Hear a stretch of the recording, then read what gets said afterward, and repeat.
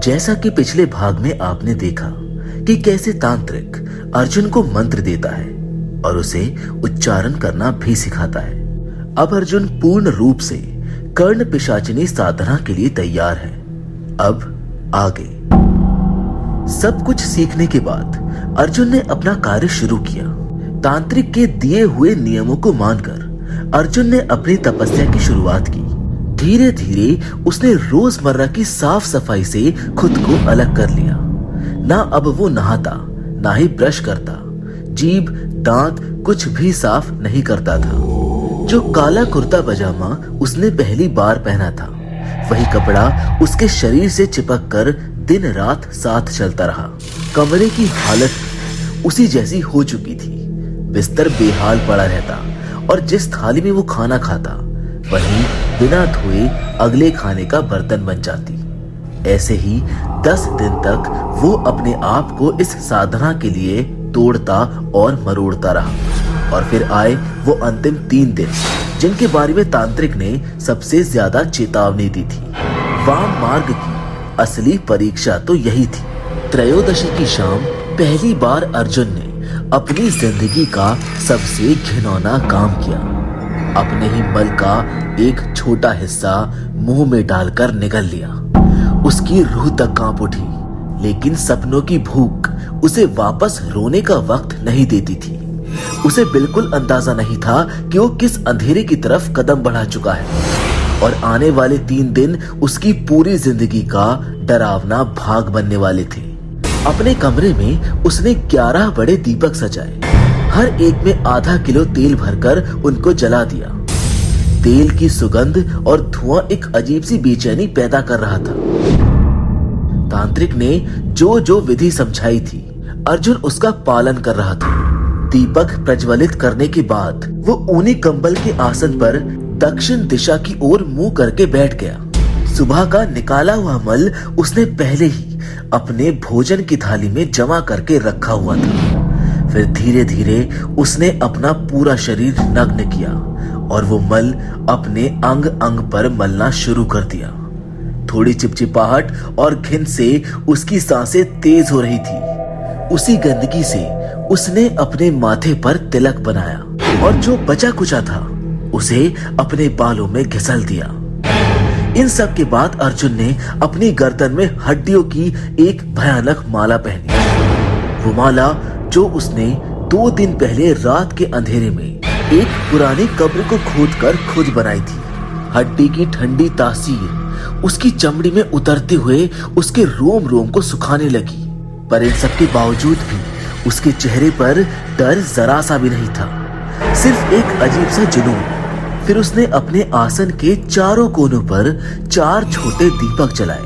उनकी लपलपाती लौ कमरे की दीवारों पर टेढ़ी मेढ़ी परछाई फेंक रही थी, जैसे कोई अनजान चेहरा धीरे धीरे उभर रहा हो। और फिर बिना एक धागे के वहीं नग्न अवस्था में अर्जुन ने गहरी सांस ली, आंखें बंद की और कर्ण पिशाचिनी के मंत्रों का जाप शुरू कर दिया। उसके शब्द धीरे धीरे कमरे की हवा को काट रहे थे, जैसे हर मंत्र के साथ कोई अनजानी भूखी आत्मा उसके बिल्कुल करीब आ रही है।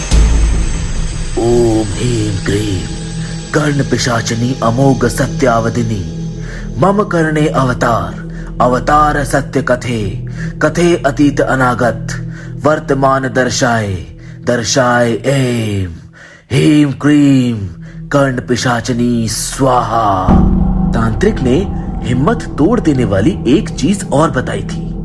मंत्र का जाप पूरी रात एक भी पल रुकना नहीं चाहिए, जब तक 1500 मंत्र पूरे ना हो जाए। और अगर जाप के बीच अर्जुन को लघु शंका या मल त्याग की इच्छा हो तो उसे उठने की बिल्कुल इजाजत नहीं थी। उसी जगह उसी आसन पर मल मूत्र करना और वहीं पर उसे अपने शरीर पर लगाते रहना, यही इस वाम साधना का नियम था। मूत्र को छिड़कना और जो मल निकलता उसे बाएं हाथ से अपने नग्न तन पर लेपो, जबकि दायां हाथ से माला का जाप और मंत्र उच्चारण निरंतर चलता रहे। इस साधना में एक हाथ कभी ठहरता नहीं था और दूसरा कभी साफ नहीं होता था। उस रात जैसे ही अर्जुन ने 21 बार माला घुमाई, एक तीखी अनियंत्रित लघु शंका उस पर टूट पड़ी, पर वो तनिक भी नहीं हिला। मंत्र उसके होठों पर चल रहा था और नीचे गिरता मूत्र वो उसी समय अपने शरीर पर छिड़कता जा रहा था। उस रात एक अजीब सा चमत्कार या फिर आप कह सकते हैं कि एक श्राप हुआ।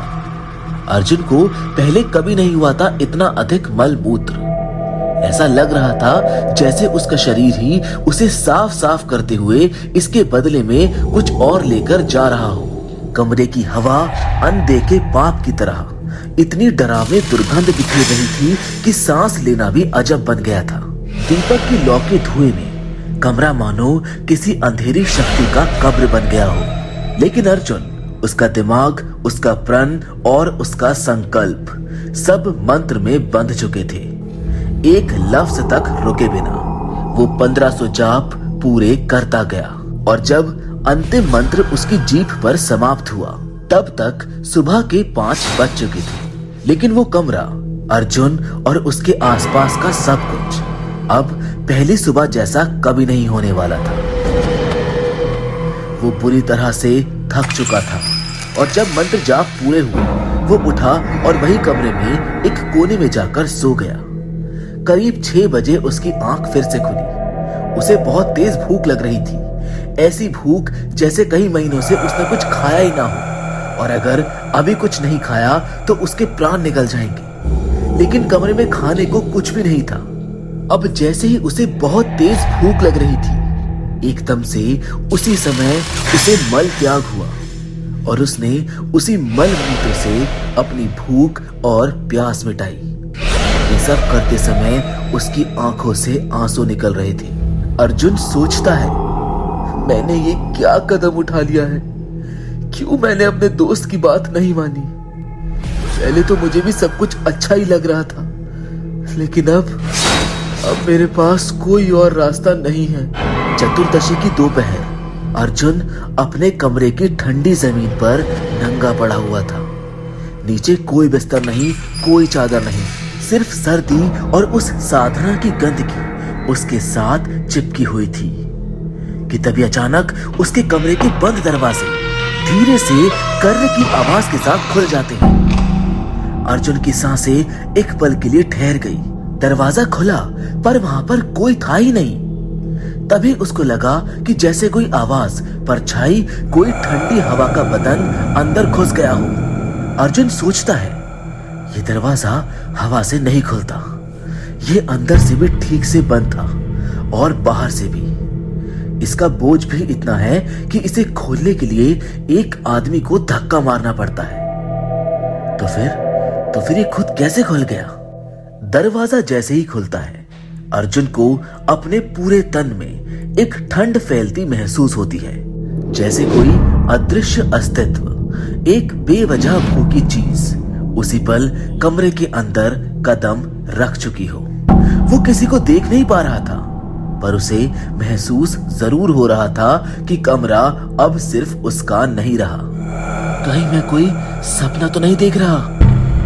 अर्जुन ने होश में आने के लिए अपने गाल पर जोर से थप्पड़ मारा और जैसे ही उसकी नजर वापस दरवाजे पर गई, उसका खून सूख गया। दरवाजे में एक औरत खड़ी थी, बिल्कुल सन्नाटा तोड़ देने वाली शांति के साथ।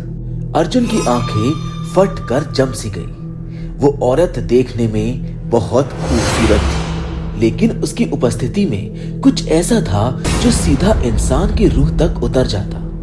वो औरत धीरे धीरे चलते हुए अर्जुन के बिल्कुल पास आ गई और बिना कुछ कहे उसके बगल में जमीन पर लेट गई। अर्जुन घबरा कर एक झटके से उठकर खड़ा हुआ, लेकिन उस औरत ने उसका हाथ पकड़कर जबरदस्ती उसे अपने साथ नीचे खींच लिया। अगला पल और भी अद्भुत था। वो उसके शरीर को छूने लगी, बिल्कुल जैसे कोई पुरानी भूखी आत्मा अपना हक मांग रही हो। अर्जुन का दिमाग सुन्न हो गया। वो समझ ही नहीं पा रहा था कि ये क्या हो रहा है। वो क्या करे और क्या ना करे, किससे बचे और किससे लड़े। और वो स्त्री जैसे किसी अजीब मानसिक भूख में उसे बार बार उत्तेजित करने की कोशिश में लगी हुई थी। अर्जुन अंदर से लाख कोशिश कर रहा था कि अपने आप को संभाले, कंट्रोल में रखे। वो सोचता है, ये सब क्या हो रहा है, मैं अब क्या करूं? तांत्रिक बाबा ने कभी मुझे ये बताया ही नहीं था कि अगर ये स्त्री सामने आ जाए तो क्या करना है और क्या नहीं करना। वो स्त्री पूरी रात अर्जुन को छेड़ती, उसके नग्न शरीर पर अपने हाथ फेरती, लेकिन उनके बीच एक बूंद भर के संबंध भी नहीं बने। ऐसा लग रहा था जैसे कोई लक्ष्मण रेखा हो जो अर्जुन ने नहीं बल्कि किसी और ने खींच रखी थी। लगभग सुबह के 5 बजे वो औरत जैसे आई थी वैसे ही उठकर गायब हो गई। ना उसके पैरों की आहट, ना सांसों की आवाज। ऐसा लग रहा था जैसे हवा एक रूप लेकर वापस अंधेरे में समेट गई हो। उसके जाते अर्जुन की जादूग्रस्त नींद टूट जाती है। उसको लगता है, ये मुझे क्या हो गया था? ऐसा लग रहा है जैसे मैं पूरी रात किसी के सम्मोहन में था। और वो लड़की कौन थी और अब कहां पर गई? कमरा हद से ज्यादा बदबू से भर चुका था। उसके शरीर पर लेपटा हुआ मल पूरी तरह सूख गया था और अर्जुन अपने ही फैसले पर पछता रहा था। मैं ये साधना इसी पल छोड़ दूंगा, सब कुछ यहीं पर खत्म कर दूंगा। लेकिन तांत्रिक बाबा ने तो कहा था, यदि साधना को बीच में छोड़ा तो पिशाचनी तुम्हें उसी वक्त मार देगी। इस साधना में या तो तुम जीतोगे या फिर मृत्यु। पूरे कमरे में फैली बदबू से उसका सर फट रहा था, लेकिन जैसे तैसे करके वो उसी कमरे में पड़ा रहा। सोचते सोचते वो सो गया। रात को 11 बजे फिर से उसने हिम्मत करके दिए जलाकर मंत्र जाप शुरू किए। वो निरंतर जाप कर रहा था और तभी वही स्त्री जो दोपहर में आई थी उसके पास आकर बैठ गई। अर्जुन मंत्र जाप करते हुए उसको देख रहा था। उसके छोटे छोटे बाल थे, उसके माथे पर सिंदूर और गले में हड्डियों की माला थी। अर्जुन के पास बैठकर वो उसको देख रही थी। उसके चेहरे से दिख रहा था कि वो बहुत परेशान थी। वो कभी अर्जुन का चुंबन लेती, कभी उसके शरीर पर हाथ चलाती। अर्जुन पसीने पसीने हो रहा था, लेकिन उसको याद था, अगर मंत्र उच्चारण रुका तो तेरी सांसें भी रुक जाएंगी। उसने लगातार मंत्र उच्चारण चालू रखा, चाहे वो उसके साथ कुछ भी करने की कोशिश कर रही हो। इस दौरान उसे 5-6 बार मल मूत्र आया। वो पूरे दिन बैठे हुए मंत्र जाप करता रहा और जैसे तैसे सुबह के 5 बजे तक वो औरत भी उसी प्रकार बैठी रही और मंत्र जाप खत्म होते ही वो अर्जुन की आंखों के सामने उठकर कमरे से बाहर चली गई। अर्जुन को कुछ भी समझ में नहीं आ रहा था। ये सब क्या हुआ? क्या मैं जिनकी साधना कर रहा हूँ ये वही हैं? उसके पास किसी भी सवाल का कोई जवाब नहीं था और इस सवाल का जवाब तो वो बाहर जाकर किसी से पूछ भी नहीं सकता था, क्योंकि इन 3 दिनों तक उसे अपने कमरे से बाहर निकलने की आज्ञा नहीं थी। अर्जुन इन सब चीजों को करके आधा बेहोश हो गया था और वो सब कुछ यहीं पर बंद कर देना चाहता था, लेकिन मृत्यु के डर से साधना अधूरी नहीं छोड़ सकता था। अगली अमावस्या के दोपहर में अर्जुन कमरे में लेटा हुआ था कि तभी वो वापस से अंदर आई उसके कमरे में और अर्जुन के पास आकर लेट गई। उसे देखकर अर्जुन उठ खड़ा हुआ। उसने अर्जुन को एक लात मारी और उसे मजबूरन अपने साथ लेटा लिया और उसे उत्तेजित करने लगी। करीब 3 बजे उसने अर्जुन के साथ जबरदस्ती संभोग किए और संभोग खत्म होते ही वो वहां से उठकर चली गई। अर्जुन उसी प्रकार कमरे में पड़ा रहा। उसे कुछ भी समझ में नहीं आ रहा था। रात को फिर से वो बैठा अपनी साधना पूरी करने के लिए। आज वो आखिरी तीसरा दिन था। अर्जुन ने वापस से सारी सामग्री इकट्ठा करी और मंत्र उच्चारण शुरू किए और जैसे ही उसने मंत्र उच्चारण शुरू किए वो स्त्री उसके कमरे में आ गई और आकर वो सीधा उसकी गोद में बैठ गई। उसने अपना सीधा हाथ उसके गले में डाल दिया।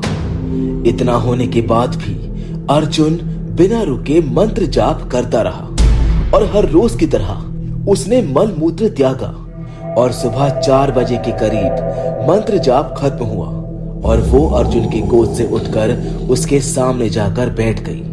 अर्जुन ने पूरी रात मंत्र जाप किया।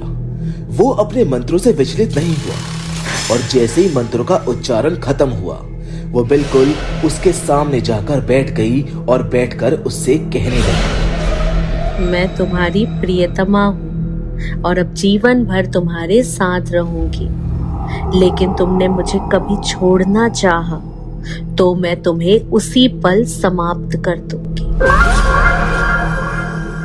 तुम्हें जो चाहिए वो मैं तुम्हें दूंगी और तुम्हारे सारे काम करूंगी। ये कहकर उसने वो हड्डियों की माला अपने गले से निकाली और अर्जुन के गले में डाल दी और अर्जुन के गले की माला निकालकर अपने गले में पहन ली। वो मुस्कुराने लगी। ये सब देखकर अर्जुन के चेहरे की हवाइयां उड़ चुकी थी। उसे कुछ भी समझ में नहीं आ रहा था। वो सोचता है, लगता है कि शायद अब मेरी साधना पूर्ण हो गई है। पर क्या सच में मेरी साधना पूर्ण हो गई है या ये बस एक छलावा है? अगर मेरी साधना पूर्ण नहीं हुई और मैं बाहर निकल गया तो बाबा के कहे अनुसार मेरी मृत्यु पक्की है। अरे ये मैं कहां फंस गया? अब मैं क्या करूं? अर्जुन की ये हालत देखकर उसने मुस्कुरा कर कहा, घबराने की जरूरत नहीं है। तुमने मुझे सिद्ध किया है और मैं तुम्हारी हर इच्छा पूरी करूंगी, लेकिन जब भी मुझे संभोग की इच्छा होगी मैं तुम्हारे सामने आऊंगी और तुम्हें मेरी इच्छा पूरी करनी होगी। एक और बात, अगर तुमने पराई स्त्री का गमन किया या मेरे बारे में किसी को बताया तो मैं तुम्हारा गला घोंट दूंगी और अगर तुमने मुझसे पीछा छुड़ाना चाहा तो तुम्हें मार कर मुझे सुख ही मिलेगा।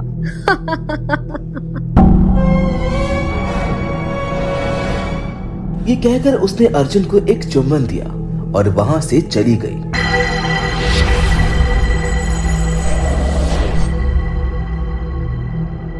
थोड़े वक्त के बाद करीबन सुबह 6:30 बजे उसके कमरे के दरवाजे पर दस्तक हुई और उसके गुरु तांत्रिक की आवाज आई, उठ जा लड़के, तेरी साधना पूरी हुई। तांत्रिक के निर्देशानुसार प्रतिपदा की तिथि पर अर्जुन समय से उठकर स्नान के लिए गया। उसे अब भी दांत साफ करने की इजाजत नहीं थी। वो दीपक जो पूरी रात उसके कमरे में जल रहा था, अर्जुन ने उसे बाहर निकालकर दक्षिण दिशा में स्थापित कर दिया। साथ ही में वो हड्डियों की माला जो उस पिशाचिनी ने उसके गले में पहनाई थी उसे भी वहीं पर रख दिया गया। इसके बाद उसने पूरे कमरे को 3-4 बार पानी से शुद्ध किया और खुद भी उतने ही बार शरीर को घिस घिस कर नहाया। ताजे पवित्र वस्त्र धारण किए, परंतु अनुष्ठान अभी समाप्त नहीं हुआ था।